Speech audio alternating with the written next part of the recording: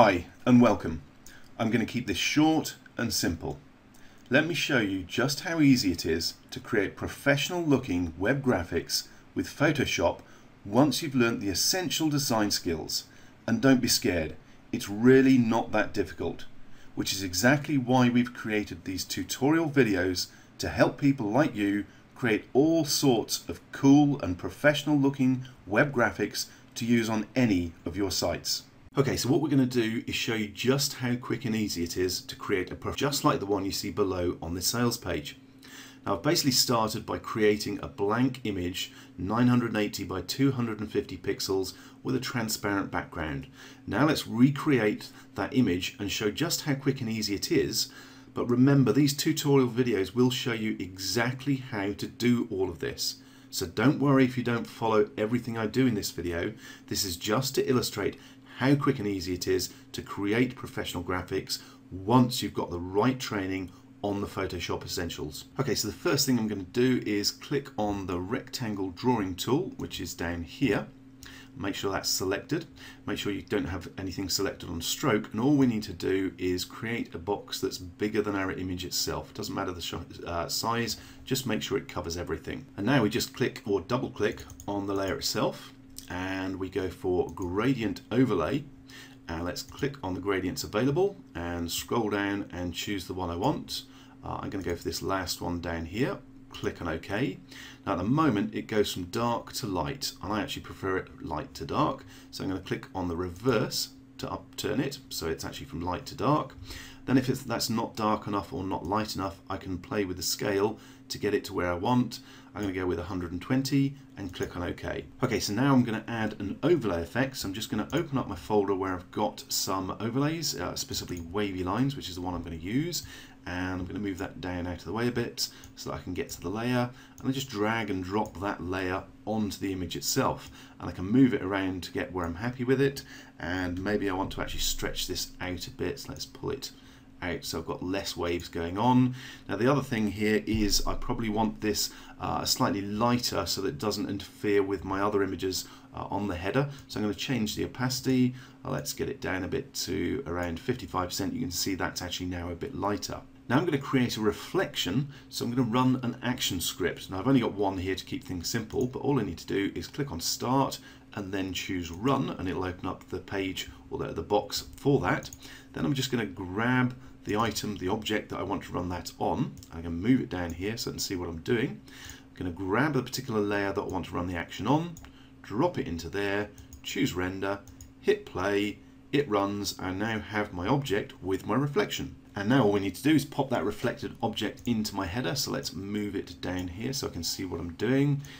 Out of the way, click the three layers that are the reflected object itself, drag it and drop it, and then I can just move it around to wherever I want it. Let's say over here on the left. There we go. Now I'm going to grab a style for the text that we're going to add to this particular image. So again, I'm going to go to my folder. There are a bunch of these again in the WP Web Graphics pack in the design snippets. So it's style 5 that I've got here. And again, let's move it down here so I can see what I'm doing. And all I need to do is grab the layers that I want, which is pretty much all of them, except the background. And I'm going to drag those over here onto my main image. Let's get rid of that and move this to where I want. Let's center it up, make sure I've got it fitting just right, and move it around a little bit more, center it just right. Now I want to change the red background here, so I'm going to choose the layer that is. It's rectangle 2, and double click, and what I'll do is I'll just pick the color from the surround for our object so that it matches that.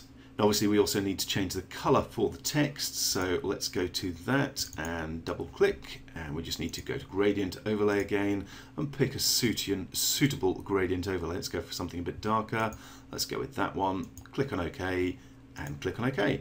Okay, so we've got a bit of a gap over here on the right, so we're going to add another object. So let's go back to my folder, and what have I got? I've got a butterfly here, I think, in that one. Yep, let's open that up. Let's drag it down here so again I can see what I'm doing. Let's drag and drop it onto my image, and I want to move it around, get it where I want. Now I do also want to resize that, it's a bit big. So let's knock it down to, let's say 50% and 50% to keep the, let's That's 50% and 50% to keep the aspect ratio correct. And let's move it around again to make sure it is exactly where I want. It is a bit loud though, and the colours don't exactly match what we want, so I'm going to go with Control U to bring up hue and saturation. And let's move this over here so you can see the effect. I'm just going to whop that all the way down to -180, so it makes it the same colour basically as our background on the image. Now it does fit in nicely, but it probably blends a bit too much into the background colours, so let's add a bit of a glow so that it just stands out a bit. And again, I'm going to move this around so you can see what I'm doing. If I just change the size of the glow to make it a bit bigger, I can make that quite a lot bigger, but I probably want something like around 10. And click on OK, we can now see that it stands out a bit better. And there's one more little effect I'm going to add. Let's just pull up a new layer. Oops, add a new layer. And let's add a little bit of a sparkle using one of the brushes. Let's make a sparkle up here on the right. And Control T lets me just turn that around a bit so it's at a different angle. There we go. So we've now got a sparkle on the corner of our banner as well. Now the last thing we really need to do is just overwrite the text that we've got, the default text in there, with what we actually want our words on our banner to say. So what I'm going to do is quickly pause the video while I actually type in the relevant bits of text. So there we go, I just typed in the text that I want, and we've now created a professional header graphic in under 5 minutes. Now we did go through that pretty quickly, and we did this header graphic in minutes. But don't worry, the tutorial videos are a lot calmer and easier to follow to make sure you pick up every bit of the essential skills you need to create cool and professional looking graphics. There's 2 Photoshop courses containing 22 short videos, most less than 8 minutes long, where we show you everything you need to know to be able to create all sorts of professional web graphics, not just headers.